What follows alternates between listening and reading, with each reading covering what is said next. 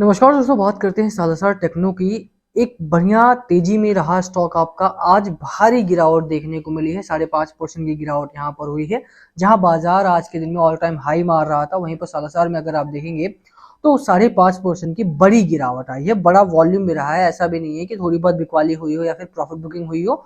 बड़ा वॉल्यूम भी रहा है, यानी कि माल डंप बहुत तगड़े तरीके से यहाँ पर किया गया है। रीजन क्या है गिरावट के पीछे, उसकी बात करेंगे यहाँ पे, साथ में चर्चा होगी क्या अभी भी यहाँ पर होल्ड करना चाहिए आपको या फिर निकल जाना है। क्योंकि बड़ी बात है कि स्टॉक ने अच्छा खासा रिटर्न आपको दिया और उसके बाद अब यहाँ पर इतनी बड़ी गिरावट जब भी होती है और वो भी मार्केट के करेक्शन में, क्योंकि मार्केट का करेक्शन आप देखिए कल भी रहा, परसों भी रहा, आज हालांकि मार्केट ने ऑल टाइम हाई मारा। तो ऐसे में करना क्या है, बात इस बारे में करेंगे। चलिए स्टार्ट करते हैं इस वीडियो को। बट उससे पहले अगर आप चैनल पे नए हो प्लीज चैनल को सब्सक्राइब कर देना, हिट बेल आइकन, ताकि आपको नोटिफिकेशन मिल सके। चलिए स्टार्ट करते हैं। First of all Salasar Techno की बात करें, कंस्ट्रक्शन में काम करने वाली कंपनी है, इंजीनियरिंग में काम करने वाली कंपनी है, बेहतरीन कंपनी है। बेहतरीन में इसलिए कह रहा हूँ क्योंकि इस क्वार्टर में अगर आप बात करेंगे तो एफआईआईज ने 3% से ज्यादा की शेयर होल्डिंग बढ़ाई है। मैं दिखा देता हूँ सबसे पहले आपको कि कितना शेयर होल्डिंग यहाँ पर एफआईआई होल्ड करते हैं। फर्स्ट ऑफ ऑल यहाँ पर देखेंगे तो एफआईआई पिछले क्वार्टर में अगर बात की जाए तो 3% था, जो बढ़ करके 6.66% हो चुका है। तो 3.66% के आसपास की जो भागीदारी है वो एफपीआई ने बढ़ाई है। ऑब्वियस सी बात है कि अगर आप देखेंगे तो एफआईआई का इन्वॉल्वमेंट बहुत इंपॉर्टेंट होता है। छोटी कंपनी में जब भी एफआईआई बाय करते हैं, सिंपल मतलब निकल के आता है कि या तो मैनिपुलेशन है या फिर कंपनी में इंटरनली ऐसा कुछ है जो हमें नहीं दिख रहा है और वो कंपनी लॉन्ग टर्म में बहुत अच्छा परफॉर्म करने वाली है। तो पहली चीज अगर आप मानेंगे कि मैनिपुलेशन है तो भैया थोड़े बहुत एफआईआई नहीं है, यहाँ पे बहुत बड़ी नंबर ऑफ एफआईआई है। 6.66% का हिस्सेदारी, बड़ा नंबर ऑफ एफआईआई यहाँ पे खरीदता है। और यही कारण है कि इस पर लगातार अगर आप देखेंगे तो रिटेल ने भी बेट किया है लगातार। यहाँ पर अगर आप देखेंगे तो एफआईआई एंटर हुए हैं। अच्छी खबर ये है कि कंपनी के फाइनेंशियली अगर आप बात करो, मैं फाइनेंशियली भी यहाँ पर आपको दिखा देता हूँ बिफोर गोइंग की गिरावट क्यों हुई है। तो कंपनी अच्छा प्रॉफिट बना रही है, कंपनी प्रॉफिटेबल है लगातार। अगर आप देखेंगे 2021 से भी बात की जाए तो 2024 तक कंपनी ने कभी भी एक बार भी एक क्वार्टर में भी यहाँ पर लॉस नहीं किया। हालांकि अगर आप देखें तो कोई बहुत बड़ा इंप्रूवमेंट, कोई बहुत बड़ा जंप नहीं है। ऐसा नहीं है कि स्टॉक में बहुत बड़ा जंप आया हो, आपको कभी दिख रहा हो कि हाँ बहुत बड़ा यहाँ पर प्रॉफिट हो चुका है। प्रॉफिट में गिरावट जरूर देखने को मिल रही है पिछले 3 क्वार्टर से, वो एक नेगेटिव पॉइंट है। और शायद वही कारण है कि जो स्टॉक इस समय पे 50 रुपए के पार हो सकता था वो अभी भी 20 रुपए के पास स्ट्रगल कर रहा है। एक बड़ा कारण ये है क्योंकि 3 क्वार्टर से अगर आप देखेंगे तो कंपनी में कोई बहुत बड़ा प्रॉफिट में जंप देखने को नहीं मिला है। हालांकि रेवेन्यू की भी बात की जाए तो कंपनी रेवेन्यू मोड में भी कंसिस्टेंट है। कंपनी को अच्छे ऑर्डर्स मिल रहे हैं। पिछले दिनों में खबर आई कि इनको गवर्नमेंट ऑफ बिहार से एक बड़ा ऑर्डर मिला। सालासर टेक्नोलॉजी की अगर आप बात करेंगे तो कंपनी ओवरऑल देखने में ठीक देखने को मिलती है, ऐसा नहीं है कि बहुत खराब है। इंटरनली भी, फाइनेंशियली भी अगर आप बात करें, फंडामेंटली भी अगर आप देखेंगे तो कंपनी ठीक मालूम पड़ती है। बस एक नेगेटिव पॉइंट जहां पर मुझे देखने को मिला वो ये कि कंपनी में प्रमोटर्स लगातार अपना माल डंप कर रहे हैं। यहाँ पर अगर आप देखेंगे तो 63.07% से बढ़ा करके 57.04% कर दिया। बिकवाली लगातार यहाँ पर हो रही है प्रमोटर्स की तरफ से। दो रीजन है इसके, और गिरावट का ये एक बहुत बड़ा कारण आज के दिन में रहा। जून क्वार्टर के जब नंबर्स आए तो उसमें सबसे महत्वपूर्ण चीज ये रही कि प्रमोटर्स अगर डंप करते हैं तो वो बड़ी लिक्विडिटी बाजार में लेकर के आता है। जून क्वार्टर के बाद यहाँ पर लगातार अगर आप देखेंगे तो प्रमोटर्स ने लगातार अपना माल डंप करा है। आज की बात की जाए या पहले की बात की जाए तो लगातार यहाँ पर डंपिंग होती रही है। प्रमोटर्स अपना माल लगातार निकालते रहे हैं। पहला रीजन यही रहा है क्योंकि यहाँ पर एक नेगेटिव पॉइंट बन जाता है। दूसरा बड़ा कारण यह है इस कंपनी में जो मुझे नेगेटिव देखने को मिलता है वो ये कि टोटल प्लेज जो है वो 4.14% के आसपास की है। तो ये कर्ज किसी के पास भी हो सकता है, कर्ज कंपनी के ऊपर यहाँ पर भी है। कर्ज मुक्त कंपनी नहीं है, तो कर्ज है कंपनी के ऊपर, ऐसा नहीं है कि कर्ज नहीं है, बड़ा कर्ज है कंपनी के ऊपर, but that's a manageable situation. यहाँ पर ऐसा नहीं है कि कोई बहुत बड़ा प्रॉब्लम हो गई हो। तो ये दो चीजें हैं, एक तो लगातार प्रमोटर अपनी होल्डिंग को बेच रहे हैं, दूसरा कंपनी अपना जो शेयर है वो प्लेज कर रही है। दो बड़े कारण रहे। अब बात गिरावट की जाए तो गिरावट या प्रॉफिट बुकिंग आई है। प्रॉफिट बुकिंग का जो मेन रीजन रहा वो टेक्निकल रहा। इंटरनली कोई प्रॉब्लम नहीं है या फिर ऐसी कोई खबर नहीं आई है अभी तक जिसे लगे कि हाँ बाजार में गिरावट होनी चाहिए या फिर बिकवाली आनी चाहिए। प्योरली टेक्निकल रीजंस की वजह से गिरावट हुई है, बट अभी भी खरीदारी करने वाला चार्ट देखने को मिल रहा है।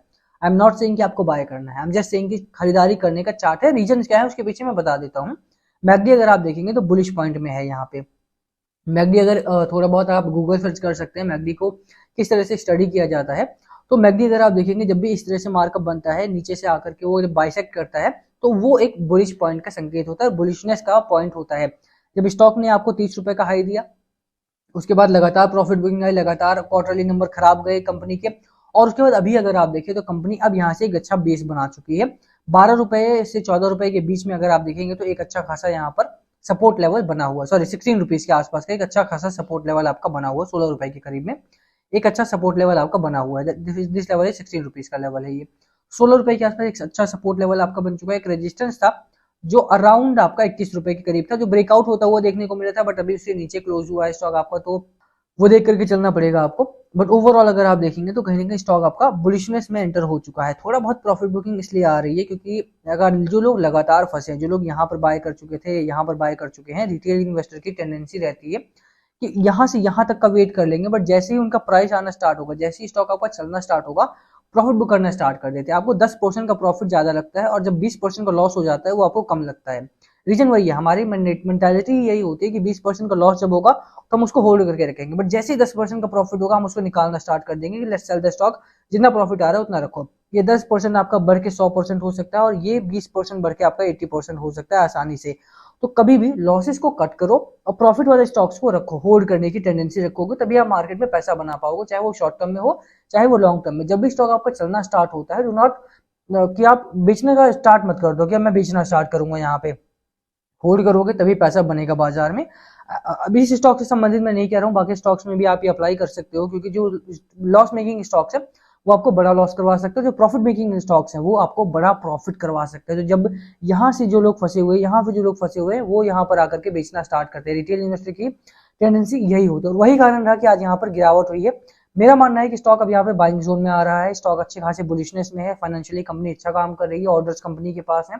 साथ में अगर आप देखेंगे तो खबरें भी स्टॉक में अच्छी हैं। जो करेक्शन आना था वो करेक्शन यहाँ पर आ चुका है। Second half of the year जो रहता है वो मेनली अगर आप देखेंगे तो जो एंसिलरी कंपनी होती है उनमें अच्छा खासा प्रॉफिट होता है, बनता है। अब मुझे उम्मीद है कि सालासर जो है वो second half of the year में अच्छा खासा व्यवसाय करने वाला, अच्छा खासा प्रॉफिट यहाँ से मिल सकता है। बाकी खबरें जो है गिरावट के कारण मैंने आपको बता दिया। जो नेगेटिव पॉइंट है वो यही है कि प्रमोटर लगातार अपना माल डंप कर रहे हैं और इनके पास कर्ज है, कर्ज में लगा रहा है, आप देखेंगे तो कर्ज काफी है और वो एक नेगेटिव पॉइंट बनता है। बट एफआईआई लगातार अपनी शेयर होल्डिंग को बढ़ा रहे हैं, दैट्स अ पॉजिटिव थिंग। तो मैं ओवरऑल आपको सारी चीजें बता दी हैं। बाजार की बात की जाए तो बाजार के हालात भी अच्छे हैं। आज मार्केट ने ऑल टाइम हाई मारा है और second half of the day में आया है, तो मॉर्निंग में तो बहुत ही फ्लैट मार्केट था, बट उसके बाद second half of the day में एफआईआई ने अच्छी खरीदारी की और डीआईआई भी लगातार अच्छी खरीदारी कर रहे हैं। एफआईआई ने पिछले दिनों बिकवाली बढ़िया की है, लगातार बड़ी बिकवाली की है, बट अब दोबारा से क्योंकि फेड का रेट कट आ रहा है तो उसकी वजह से अब यहाँ पर एफआईआई दोबारा खरीदारी करने उतर है, एटलीस्ट इंडियन मार्केट में। तो आप देखेंगे कि यहाँ पर एफआईआई खरीदारी कर रहे हैं, डीआईआई लगातार खरीदारी कर रहे हैं। इस साल उन्होंने 3 लाख करोड़ के आसपास का माल यहाँ पे खरीद चुके हैं। साल की शुरुआत से अगर अभी तक देखेंगे तो कहीं ना कहीं यहाँ पे अच्छी खरीदारी हुई है। तो आई वुड से कि देखिए, रिटेल इन्वेस्टर के तौर पे अगर आप कोई स्टॉक बाय करते हैं और प्रॉफिट बनता है तो प्रॉफिट को होल्ड करना सीखिए, लॉसेस को कट करना सीखिए, तभी आप लॉन्ग टर्म में प्रॉफिट बना पाएंगे। एक और चीज, एक बड़ी अनाउंसमेंट ये भी है कि स्टॉक में खबरें अच्छी हो तो यहाँ पे बात बनती है। अब यहाँ से मैं बात करूँ तो वीडियो को हम यही खत्म करेंगे। क्या है आपकी स्ट्रेटजी स्टॉक को लेकर, प्लीज कमेंट करके शेयर करना। सारी चीजें, सारी रिपोर्ट्स मैंने आपके सामने शेयर की हैं। एफआईआई ने जो अपनी शेयर होल्डिंग को बढ़ाया है वो एक बहुत ही पॉजिटिव खबर है। उसको किस तरह से आप देखते हैं, आप कमेंट करना। क्या आपके पास स्टॉक है, कितने पे आपने बाय किया है, होल्ड कर रहे हो, सेल कर रहे हो, बाय कर रहे हो, क्या है आपकी स्ट्रेटजी स्टॉक को लेकर, प्लीज कमेंट करना। वीडियो वहीं खत्म करेंगे। पसंद आए तो लाइक करना, चैनल पे नए हो सब्सक्राइब किए बिना मत जाना। Thank you for watching and please comment, पूछना हो तो।